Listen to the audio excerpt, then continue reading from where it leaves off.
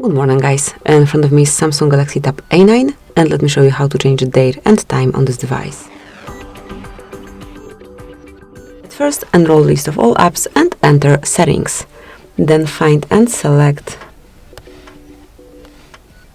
General Management, click on date and time, and here you can switch off date and time and then set it up manually by yourself. So you can go back in time or pick some future date, however you like. Then pick the particular hour, click on done, and that's it. You've just changed the date and time of this device. You can also switch off automatic time zone and select it manually by yourself. At first region and then time zone if there is more than one. Thank you for watching.